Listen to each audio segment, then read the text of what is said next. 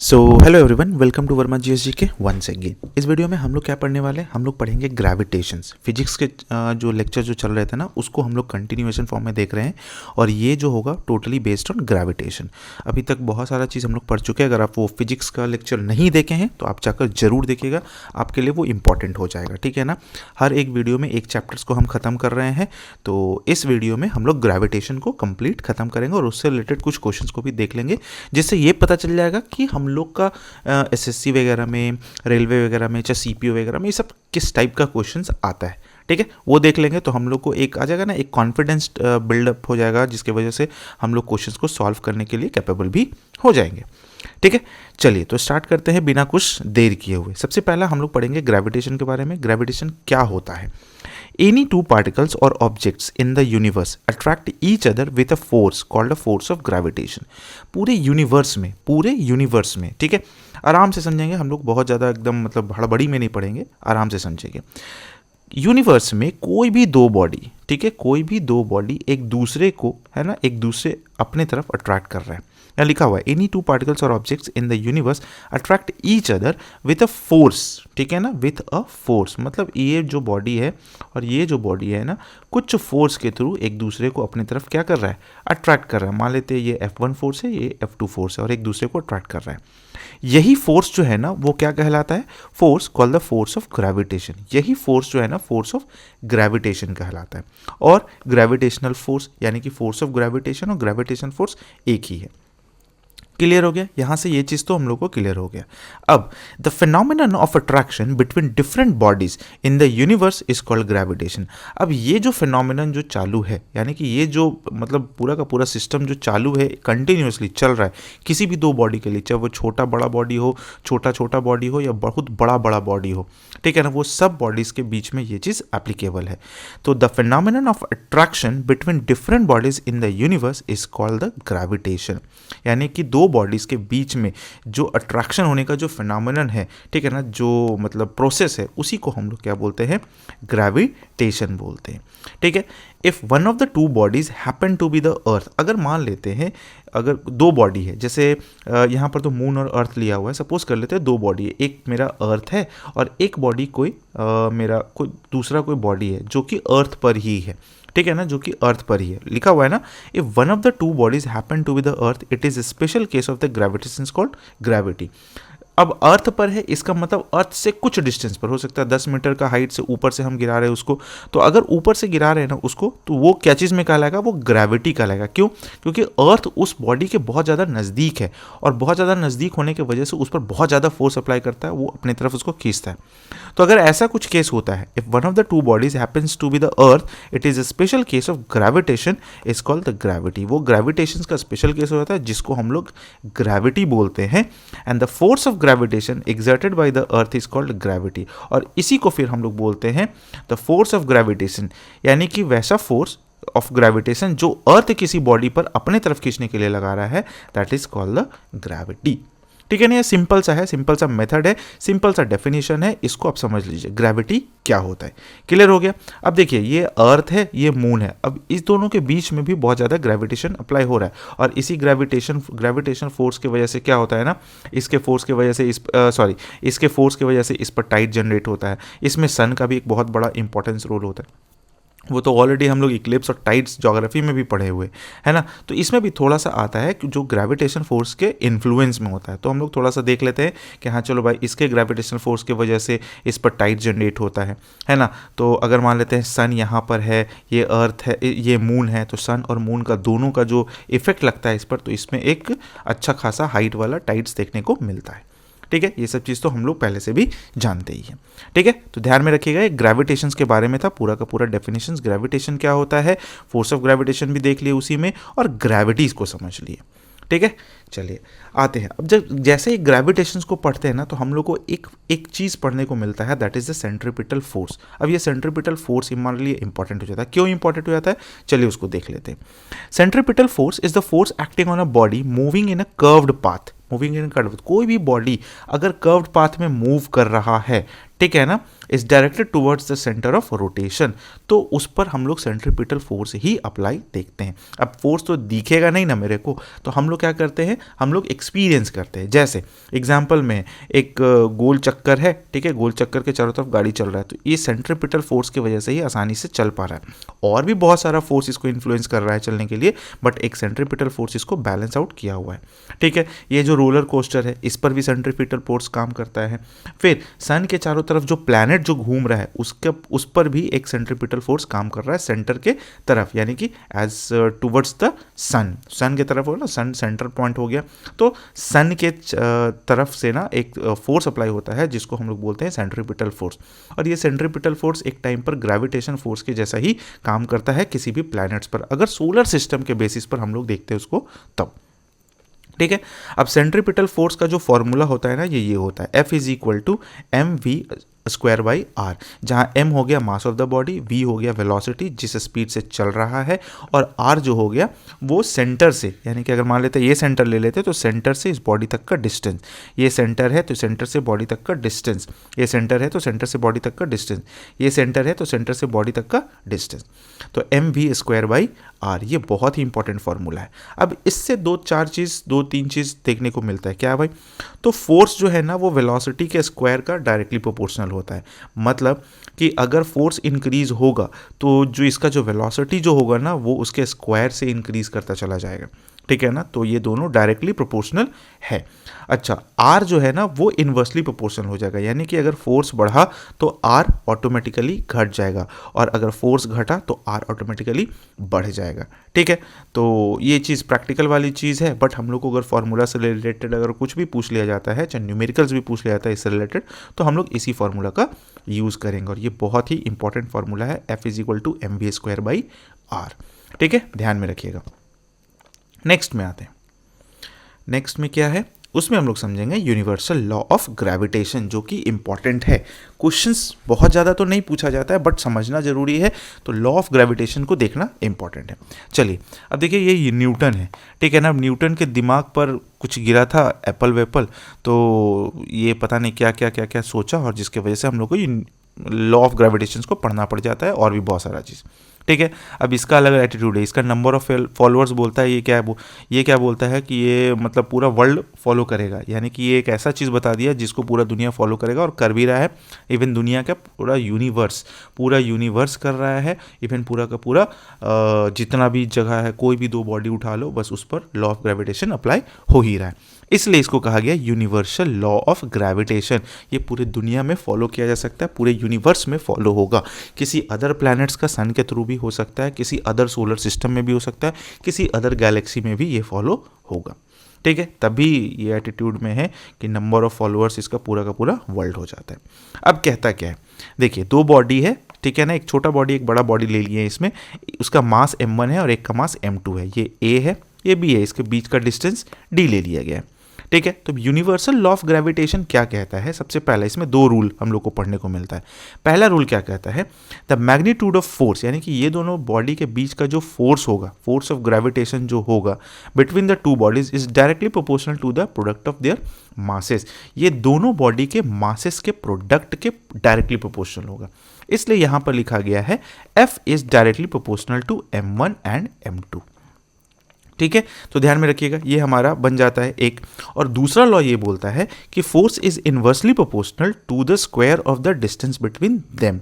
ठीक है ना, F is inversely proportional to 1/r square, square of the distance between them, और उसका किसका होता है भाई, इनवर्सली प्रोपोर्शनल होता है। तो प्रोडक्ट ऑफ मासेस का डायरेक्टली प्रोपोर्शनल हो गया, और डिस्टेंस का, वो दोनों बॉडी के बीच का जो डिस्टेंस है, यहाँ r ले लिए, यहाँ भी r लिख दीजिए आप, ठीक है ना, तो r, तो वो दोनों के बीच का जो डिस्टेंस है उसका इनवर्सली प्रोपोर्शनल हो जाता है, वो भी स्क्वायर के फॉर्म में। तो ये दोनों रूल इज़ वेरी इंपॉर्टेंट है आपके लिए। ठीक है, तो ध्यान में रखिएगा, तो F is directly proportional to m1 into m2 और F is directly proportional to 1/r square. अगर हम लोग फॉर्मूला बनाते तो ये दोनों को कंबाइन कर देते, तो कंबाइन कर देते तो क्या मिलता है, दोनों को कंबाइन किए तो हमको मिल गया क्या, m1 m2 by r square. अब हम लोग को ये पता होना चाहिए कि अगर प्रोपोर्शनल का साइन को हटाते हैं तो हम लोग एक इक्वल टू का साइन लगाते हैं। और उसके साथ एक कांस्टेंट लगाते हैं, तो यहाँ पर जो कांस्टेंट आएगा ना दैट इज जी। बहुत इंपॉर्टेंट है, ये ध्यान में रखिएगा, क्वेश्चंस पूछा जाता है इससे। ये जी क्या है? That is the gravitational constant, ठीक है ना, ये ग्रेविटेशनल कांस्टेंट है ना। इसका जो वैल्यू जो था ना वो हेनरी कैवेंडिश निकाले थे, ठीक है ना, अपना लैब में कुछ एक्सपेरिमेंट करके इसका जो वैल्यू जो था ना वो कौन निकाले थे? हेनरी कैवेंडिश, ध्यान में रखिएगा, ठीक है, हेनरी कैवेंडिश, ठीक है। चलिए ये तो हो गया।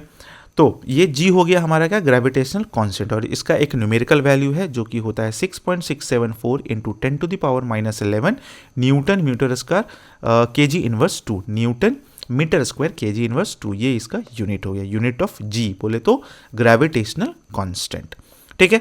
अब जी का हम लोग यूनिट अगर फाइंड करना चाहते हैं तो ऐसे भी फाइंड कर सकते हैं ना।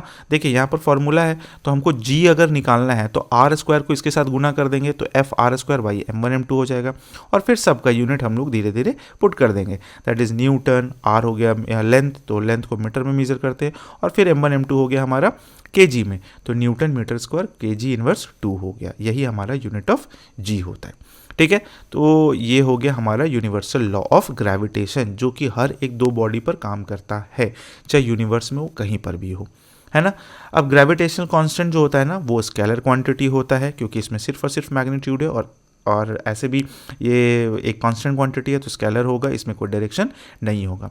ये फ्री फ्रॉम, ये जो ग्रेविटेशनल कांस्टेंट होता है ना ये फ्री फ्रॉम नेचर, साइज और मास, नेचर ऑफ द बॉडी से ये फ्री होता है, उसको कोई मतलब नहीं है किस टाइप का बॉडी है, कोई मतलब नहीं है कितना बड़ा है कितना छोटा है, और उसको कोई मतलब नहीं है कि वो कितना भारी है कितना हल्का है, ठीक है। उसको मास से कोई फर्क नहीं पड़ता है, उसको साइज से कोई फर्क नहीं पड़ता है, उसको नेचर से भी कोई फर्क नहीं पड़ता है। किसको भाई?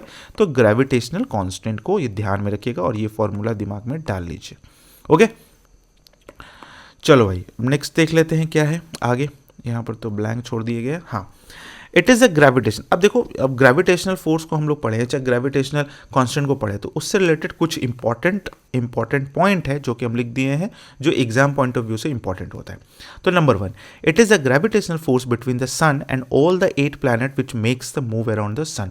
ये ग्रेविटेशनल फोर्स ही है जिसके वजह से सन के चारों तरफ ये हमारा अर्थ को है ना वो घूमते रहता है, ठीक है ना, घूम रहा है, मूव कर रहा है। सिर्फ अर्थ नहीं, ये पूरा का पूरा 8 प्लैनेट्स भी इसके चारों तरफ घूम रहा है, ये ग्रेविटेशनल फोर्स की वजह से ही हो रहा है। नेक्स्ट है, it is the gravitational force between the earth and the moon which makes the moon move around the earth. ये ग्रेविटेशनल फोर्स ही है जो मून को अर्थ के चारों तरफ घुमा रहा है, और फिर यही मून सन के चारों तरफ भी घूम रहा है ना, अर्थ के साथ साथ घूम रहा है। अब देखो, सन है, सन के चारों तरफ अर्थ घूम रहा है, अर्थ के चारों तरफ मून घूम रहा है, तो ये अल्टीमेटली इसके चारों तरफ भी तो घूम ही रहा है। तो ये सब एक दूसरे को इन्फ्लुएंस किया हुआ है with the help of gravitational force. ये इस पर लगा रहा है, ये इस पर लगा रहा है, और सब एक दूसरे से घूम रहा है। ये भी मूव कर रहा है, बट इतना स्लो मूवमेंट है इसका जिसको हम लोग बहुत ज़्यादा मतलब ऑब्जर्व नहीं कर सकते हैं, ठीक है। एक्चुअली हमारा अर्थ और मून घूम रहा है, जिसके वजह से हम लोग को लगता है कि हमारा सन जो है ना ईस्ट में राइज हो रहा है और वेस्ट में सेट हो रहा है। नेक्स्ट है, it is the gravitational force exerted by the sun and the moon on sea water leading to the formation of tides. यहाँ टाइड लिखा गया है, टाइड्स इन द सी। ये ग्रेविटेशनल फोर्स ही है जिसके वजह से ये मून का ग्रेविटेशनल फोर्स के वजह से ही हमारे अर्थ पर क्या होता है, टाइड्स जनरेट होता है, जिसके वजह से समुद्र का पानी कभी ऊपर कभी नीचे होता है layer wise, okay. It is the gravitational pull of the earth which is responsible for the fall of the rain and snow towards the surface of the earth। ये ग्रेविटेशनल पुल के वजह से ही होता है, अर्थ के ग्रेविटेशनल पुल के वजह से ही जब बारिश होता है तो वो धरती पर आकर गिरता है, ठीक है ना। क्यों? क्योंकि वो ग्रेविटेशनल जोन में है और अर्थ उस पर फोर्स लगा के अपनी तरफ खींच लेता है, चाहे वो बारिश हो और चाहे वह स्नो हो, चाहे किसी भी प्रकार का कुछ भी, ठीक है। नेक्स्ट है, it is the gravitational pull of the earth which is responsible for the holding the atmosphere near the surface of the earth. ये ग्रेविटेशनल पुल ही है जो एटमॉस्फेयर ऑफ द अर्थ को अर्थ से चिपका के रखा हुआ है। अगर ग्रेविटेशनल फोर्स नहीं होता तो हमारा प्लैनेट जो होता है ना वो अर्थ जो है ना, जिस पर जो एटमॉस्फेयर जो हम लोग इतना देख रहे हैं वो नहीं होता, वो भाग जाता है, जैसा कि हमारा मून पर होता है। मून पर ग्रेविटेशनल फोर्स बहुत ही कम है, ग्रेविटी वहाँ बहुत कम है, जिसके वजह से वहाँ कोई एटमॉस्फेयर क्रिएट नहीं हो पाता है, ठीक है। चलिए नेक्स्ट में आते हैं। अब यहाँ पर कुछ केसेस है जो कि बहुत ही इंपॉर्टेंट है एग्जाम पॉइंट ऑफ व्यू से। अगर G becomes 10 times its present value, यानी कि जो ग्रेविटेशनल फोर्स है, जो ग्रेविटी है, अगर वो 10 टाइम बढ़ जाता है अभी से, यानी कि अभी जो हम लोग ग्रेविटेशनल जो पुल चाहे ग्रेविटेशनल फोर्स है, ग्रेविटी जो भी चीज़ हम लोग एक्सपीरियंस कर रहे हैं, अगर वो 10 टाइम्स जी का वैल्यू अगर 10 टाइम्स अभी से बढ़ जाता है तो क्या हो जाएगा? अगर 10 टाइम्स ग्रेविटी बढ़ जाता है तो we would be crush to the floor by the earth attraction. अगर 10 टाइम्स बढ़ जाएगा ना ग्रेविटेशन ऑफ अर्थ, तो अर्थ हम लोग को अपनी तरफ ऐसा खींचेगा कि हम लोग चपटा हो जाएंगे, क्रश कर जाएंगे, पूरा का पूरा बॉटल के जैसा चिपक जाएंगे धरती से, एक टाइप का लगेगा कि मेल्ट हो गए, पिघल गए हम लोग, ठीक है ना। बट इसी का ठीक अपोजिट आते हैं कि अगर जी का जो वैल्यू है वो 1/10 of the it's present value हो जाता है, यानी कि जो भी वैल्यू अभी है उसका अगर 1/10 हो जाता है तो हम लोग ईजिली जंप करके किसी बिल्डिंग्स पर चढ़ सकते हैं, क्योंकि ग्रेविटेशन फोर्स कम हो गया है। अब अर्थ हमको अपनी तरफ खींचने से थोड़ा सा कम फोर्स से खींचेगा, जिसकी वजह से हम बहुत तेजी से ऊपर जा सकते हैं। तो ये तो बहुत ही इंपॉर्टेंट कॉज था, इससे रिलेटेड क्वेश्चंस भी आ सकता है। नेक्स्ट में आते हैं इन्वर्स स्क्वायर लॉ। अब देखिए इन्वर्स स्क्वायर लॉ जो है ना वो है हमारा यूनिवर्सल लॉ ऑफ ग्रेविटेशन से ही related to the universal law of gravitation. हम लोग यूनिवर्सल लॉ ऑफ ग्रेविटेशन में क्या पढ़े हैं? F is equal to G m1m2 by R square.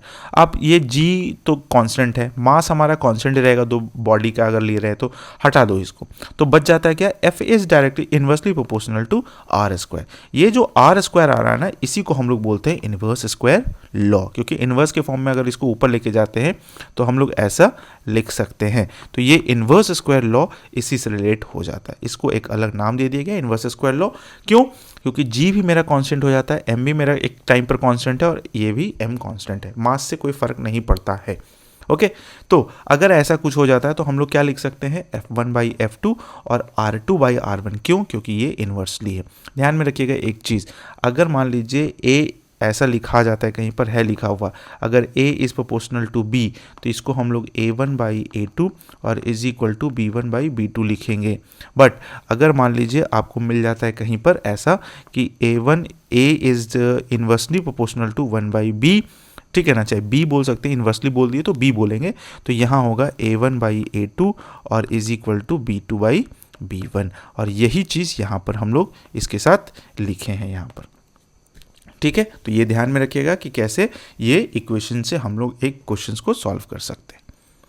Next है very important Kepler's law of planetary motion, ठीक है। इससे क्वेश्चंस आया हुआ भी है ना, एसएससी वगैरह में, चाहे आपका सीपीओ वगैरह में, ये सब एग्जाम्स में आया हुआ है क्वेश्चंस भी देखेंगे तो आपको पता चल ही जाएगा। चलिए Kepler's law of planetary motion हम लोग पढ़ते हैं। केप्लर्स था, ठीक है ना, जो कि प्लैनेट से रिलेटेड जो भी मोशन हो रहा है ना उससे रिलेटेड 3 लॉ बताया था। कौन सा 3 लॉ है? तो फर्स्ट लॉ, सेकेंड लॉ और थर्ड लॉ। फर्स्ट लॉ में क्या कहा गया? Every planet revolves around the sun in an elliptical orbit with the sun situated at the one of the foci of the ellipse। मतलब क्या है कि कोई भी प्लैनेट, ठीक है ना, एवरी प्लैनेट जो सन के चारों तरफ जो घूम रहा है ना वो एक इलिप्टिकल ऑर्बिट में घूम रहा है, अंडाकार इलिप्टिकल ऑर्बिट में घूम रहा है। और जब इलिप्टिकल का बात करते हैं ना तो उसका 2 फोकस होता है, इसलिए इसको फोकी बोला गया है, ठीक है। Plural form of the focus is foci. तो 2 फोकी में से, ठीक है ना, ये 2 फोकस जो है ना, इसी 2 में से कहीं पर सन होगा और उसके चारों तरफ प्लैनेट चक्कर लगाता रहेगा। इसलिए कहा गया है कि every planet revolves around the sun in an elliptical orbit with the sun situated at one of the foci of the ellipse. One of the foci, कहीं ना कहीं पर, या तो यहाँ पर सन होगा, या तो सन यहाँ पर है, या तो यहाँ पर होगा, बस इसी इलिप्टिकल ऑर्बिट में घूमता रहेगा। ये था पहला लॉ, ठीक है, जो केप्लर्स बताया था। दूसरा लॉ क्या है जो कि इंपॉर्टेंट था? Each planet moves in such a way that an imaginary line drawn from the sun to the planet sweeps out equal area in equal interval of time. मतलब क्या है कि अगर सपोज कीजिए यहाँ P1 पोजीशन है, P2 position है, यहाँ P3 और P4 है, ठीक है। अगर यहाँ से यहाँ जाने में, ठीक है ना, अगर यहाँ से यहाँ जाने में अगर 5 मिनट लग रहा है, ठीक है ना, 5 मिनट लगा है, और यहाँ से यहाँ आने में भी अगर 5 मिनट लग रहा है, तो ये इक्वल एरिया दोनों में कवर करेगा, ठीक है, ये इक्वल एरिया दोनों में कवर करेगा। तो ये जो इक्वल एरिया जो स्वीप करेगा ना वो इक्वल होगा, है ना। यहाँ पर टाइम अगर इक्वल है तो एरिया भी हमारा इक्वल होगा, ये ध्यान में रखना है आपको। Each planet moves in such a way that imaginary line drawn from the sun to the planet sweeps out equal areas in equal interval of time, है ना, इक्वल इंटरवल ऑफ टाइम में इक्वल एरिया स्वीप करेगा। तो ध्यान में रखना है ये चीज़ कि जब भी ऐसा कुछ होता है तो इक्वल टाइम में अगर ये टी है और ये भी टी है तो हमारा ये जो एरिया जो कवर कर रहा है, ये वाला जो एरिया है, ये एरिया और ये वाला एरिया जो होगा ना वो हमेशा इक्वल होगा। ओके, अब ऐसा इसलिए होता है ना, क्योंकि इसके पीछे का कारण भी बता देते हैं। ऐसा इसलिए होता है क्योंकि जब कोई भी चीज़, जैसे मान लीजिए अर्थ है और ये सन है, तो अर्थ अगर सन से दूरी पर रहता है ना तो इसका वेलोसिटी जो होता है ना वो कम होता है, लेकिन जैसे ही नज़दीक आता है ना तो इसका वेलोसिटी ज़्यादा हो जाता है। वेलोसिटी ज़्यादा होने का वजह क्या है, इसका नज़दीक आना और ये दोनों के बीच में फोर्स ऑफ ग्रेविटेशन बढ़ जाना, और फोर्स ऑफ ग्रेविटेशन बढ़ जाने की वजह से क्या हो जाता है, ये दोनों में एक्सेलरेशन थोड़ा ज़्यादा हो जाता है और वही एक्सेलरेशन की वजह से तेज़ी से मूव करता है। तो यहाँ पर स्पीड ज़्यादा हो जाता है और यहाँ पर स्पीड कम रहता है, जिसकी वजह से थोड़ा सा लगता होगा कि हाँ ये कम जा रहा है, बट एरिया क्या कर रहा है, वो इक्वल ही ट्रैवल कर रहा है। क्लियर है? नेक्स्ट में आते हैं, दैट इज थर्ड लॉ, और क्वेश्चन यहीं से आया था। The cube of a planet's average distance from the sun is directly proportional to the square of the time period of revolution of the planet. मतलब क्या होगा कि अगर मान लीजिए ये इलिप्टिकल ऑर्बिट है, ठीक है, और ये दो फोकी है, तो इसका सेमी मेजर एक्सिस जो होगा, सेमी मेजर एक्सिस कहने का मतलब बीच से इसको टुकड़ा कर दीजिए, बीच से इसको टुकड़ा कर दीजिए, यहाँ से यहाँ तक का जो डिस्टेंस होगा ना, that is the semi major axis. Major axis हो गया, उसका सेमी मेजर एक्सिस। तो ये डिस्टेंस जो होगा ना उसका क्यूब टाइम के स्क्वायर का डायरेक्टली प्रोपोर्शनल होगा, जो टाइम ट्रेवल करके पहुंच रहा है। ये जो यहाँ टाइम देखे थे, यहाँ टाइम देखे थे, उसी का। तो R cube is directly proportional to क्या हो जाएगा, टी स्क्वायर हो जाएगा। तो ये ध्यान में रखना होगा आपको, R cube is directly proportional to T square. Clear है? तो ये पहला लॉ, दूसरा लॉ और तीसरा लॉ हो गया, that is the Kepler's law of planetary motion. तो इसको ध्यान में रखना है। नेक्स्ट में आते हैं एक्सेलरेशन ड्यू टू ग्रेविटी, जो कि इंपॉर्टेंट है। अब बात करते हैं ग्रेविटी का, है ना, एक्सेलरेशन ड्यू टू ग्रेविटी। जैसे एक्सेलरेशन पढ़ते थे ना, इसमें एक्सेलरेशन ड्यू टू ग्रेविटी हो जाएगा। क्यों?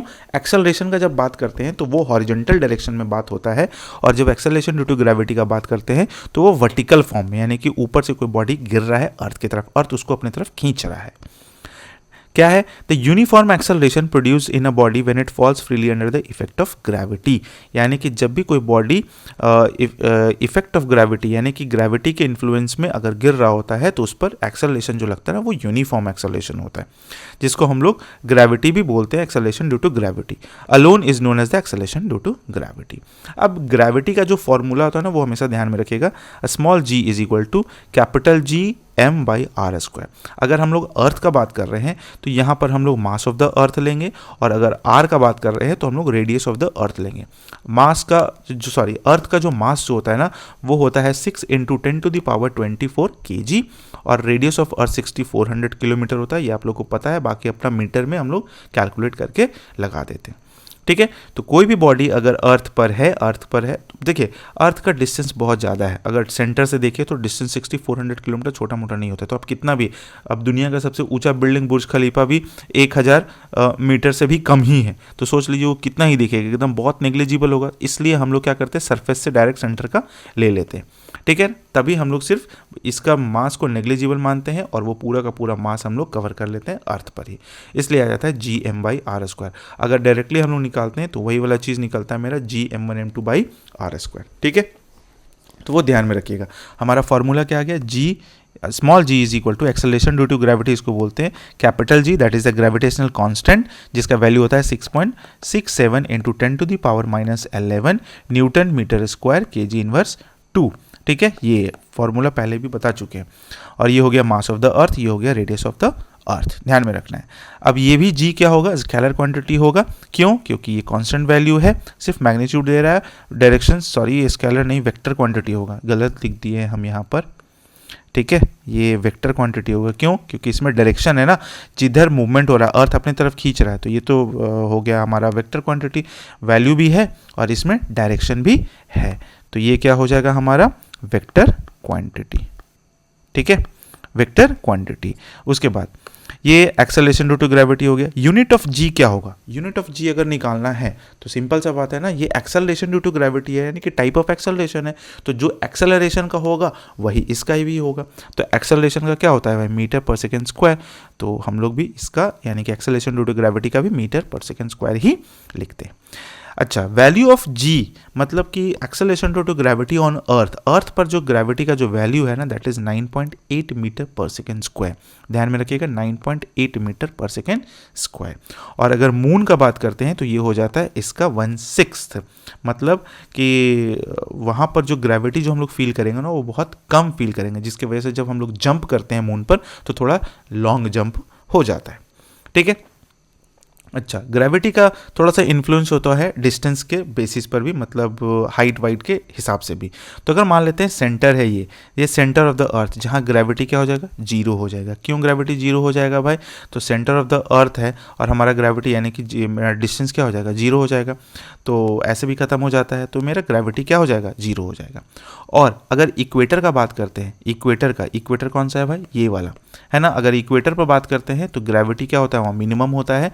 और अगर पोल पर बात करते हैं, ये वाला पोल पर बात करते हैं तो ग्रेविटी क्या होता है, मैक्सिमम होता है। ये बहुत ही इंपॉर्टेंट चीज़ है, ध्यान में रखिएगा। इक्वेटर पर हमेशा एक्सेलरेशन ड्यू टू ग्रेविटी जो होता है ना वो मिनिमम होता है, और पोल पर एक्सेलरेशन ड्यू टू ग्रेविटी जो होता है ना वो मैक्सिमम होता है। ठीक है। और सेंटर पर अगर बात करेंगे तो वो जीरो हो जाता है, ध्यान में रखने वाली चीज़ है। ओके, चलिए भाई आते हैं नेक्स्ट में, equation of motion for freely falling bodies. अब जब मोशन हो रहा है बॉडी में तो हम लोग को इक्वेशन ऑफ मोशन तो पढ़ना ही पड़ेगा। अब हम लोग पहले क्लासेस में पढ़े थे, जब मोशन पढ़ रहे थे उसमें हम लोग पढ़े थे हॉरिजॉन्टल फॉर्म में, तो उसमें भी हम लोग पढ़े थे जनरल इक्वेशन। जनरल इक्वेशन क्या था, that is v is equal to U plus A T, S is equal to U T और plus half A T square, V square is equal to U square plus 2as। अब यहाँ पर क्या हो जाएगा, s के जगह पर h हो जाएगा क्योंकि हाइट है, ऊपर से बॉडी गिर रहा है, और a के जगह g हो जाएगा जो कि एक्सेलरेशन ड्यू टू ग्रेविटी है। तो क्या बन जाएगा, v is equal to U plus G T, H is equal to U T plus half G T square, और V square is equal to U square plus 2gh। तो ये मेरा equation हो गया किसके बेसिस पर, फ्रीली फॉलिंग बॉडी के basis पर। अब बात करते हैं थोड़ा सा और कॉन्सेप्ट का। अगर कोई बॉडी को ऊपर से गिराया जा रहा है, मान लीजिए किसी हाइट से गिराया तो उसका इनिशियल वेलोसिटी उसका जीरो ही है। ठीक है।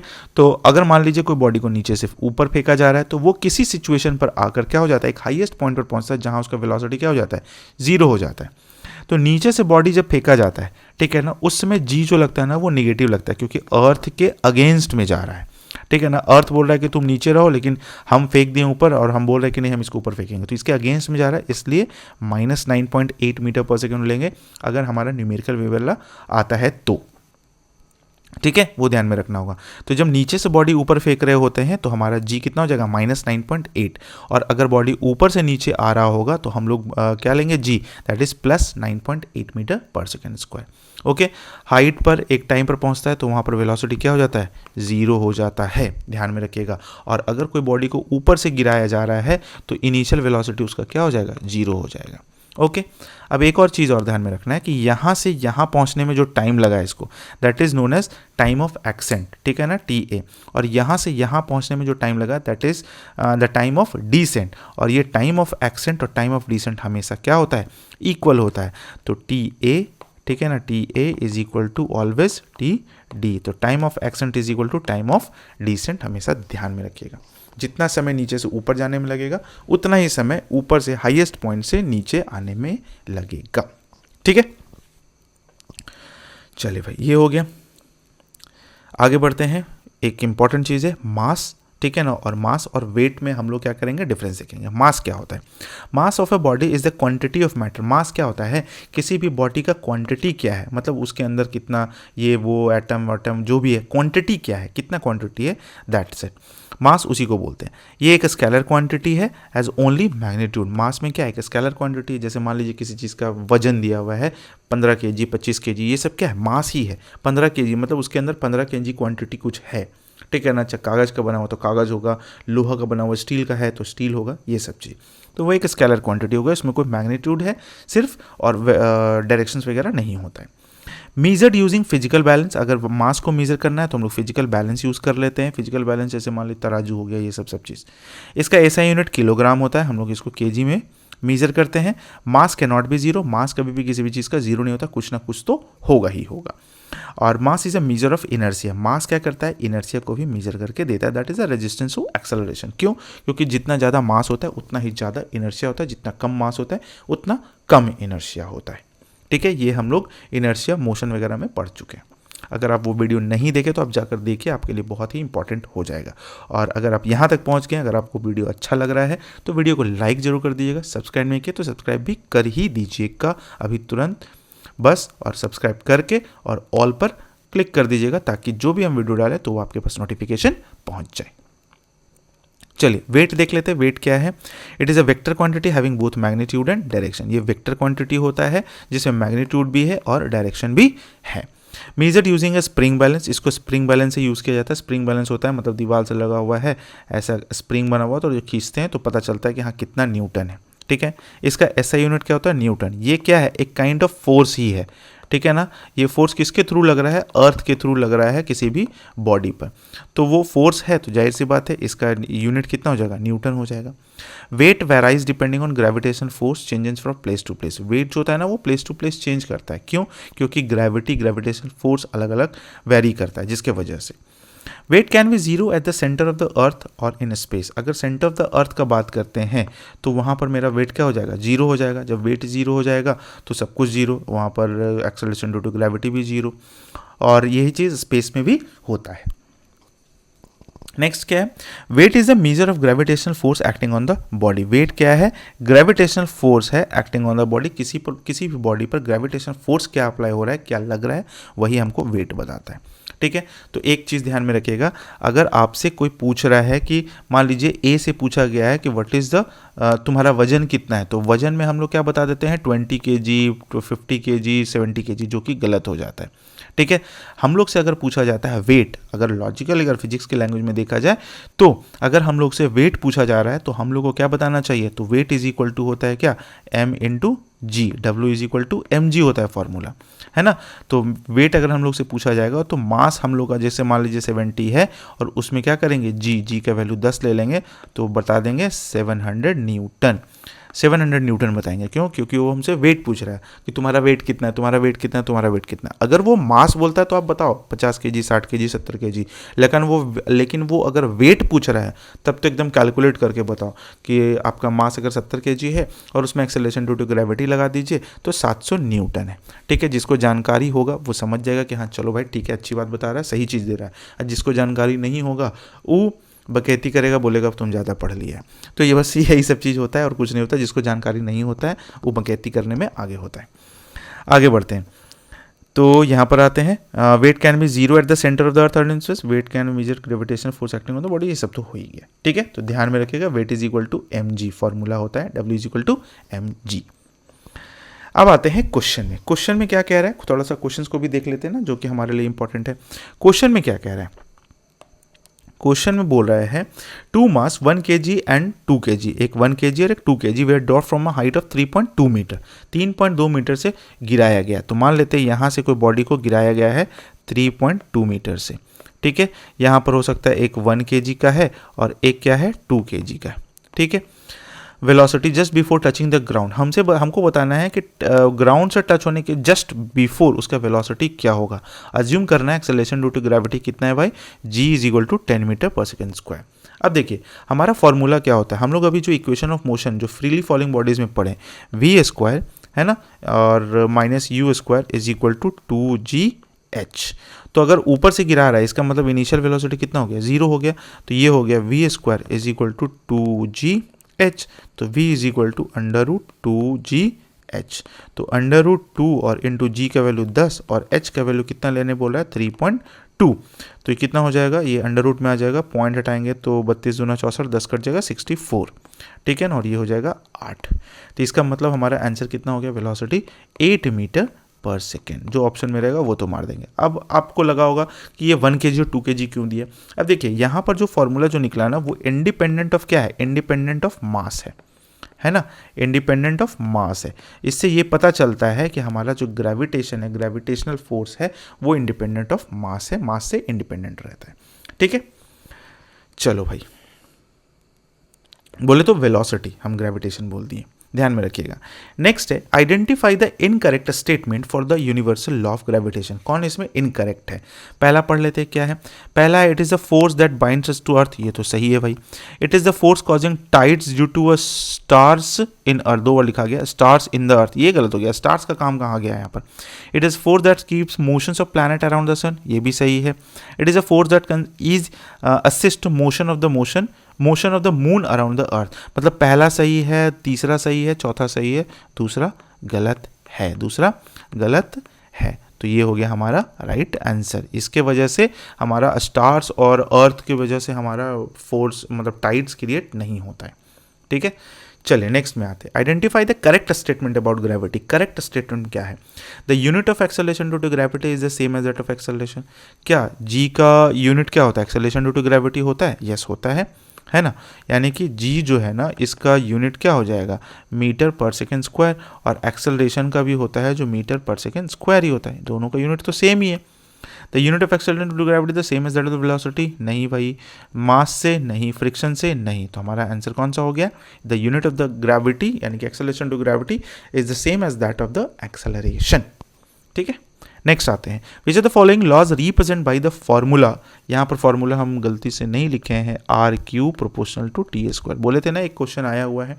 Compare to the orbital period of the radius of the orbit of the planet with that of the other planet. ठीक है, तो ये कौन सा लॉ के थ्रू हम लोग पढ़ते हैं? तो ये कौन सा लॉ है? Kepler's third law. हबल्स लॉ में तो नहीं पढ़े भाई, कॉपरनिक्स लॉ नहीं पढ़े हैं, ब्रैग्स लॉ नहीं पढ़े हैं, तो हम लोग केप्लर्स थर्ड लॉ में ही इसको पढ़े थे। Kepler's third law of Kepler planetary motion में वही था।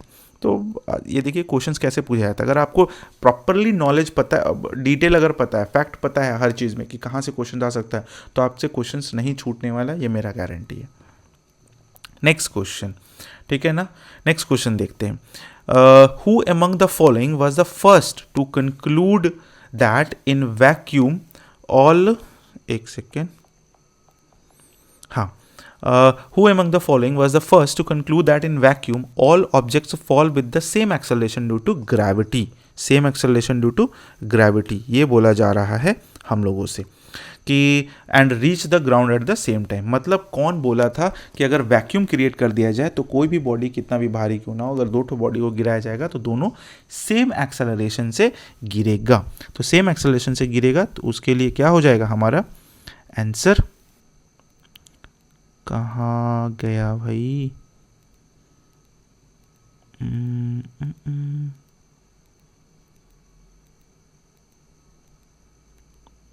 क्या क्या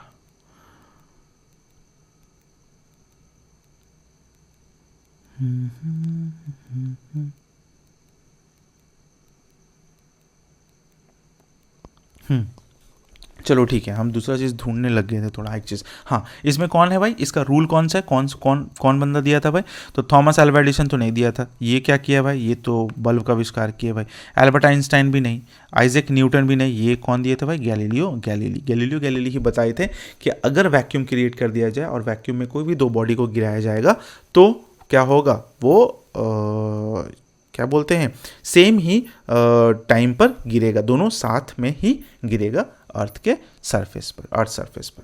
ठीक है, तो आई होप ये इतना सारा क्वेश्चन हो गया। तो आई होप कि आपको ये समझ में आया होगा कि क्वेश्चंस कैसे पूछा जाता है, किस हिसाब से पूछा जाता है। थोड़ा सा कॉन्सेप्ट बेस कर लेता है, उल्टा पुल्टा करने का कोशिश करता है, बट अगर आप प्रॉपरली पढ़े हो तो आपको प्रॉब्लम्स नहीं होगा, एकदम तय है।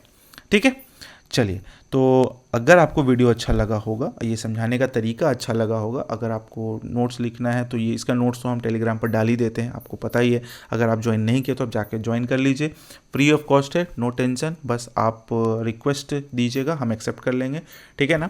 तो उस पर आपको नोट्स सारा का सारा मिल जाएगा। तो अगर आपको वीडियो अच्छा लगा तो वीडियो को लाइक कर दीजिएगा, सब्सक्राइब नहीं किए तो सब्सक्राइब भी कर दीजिएगा।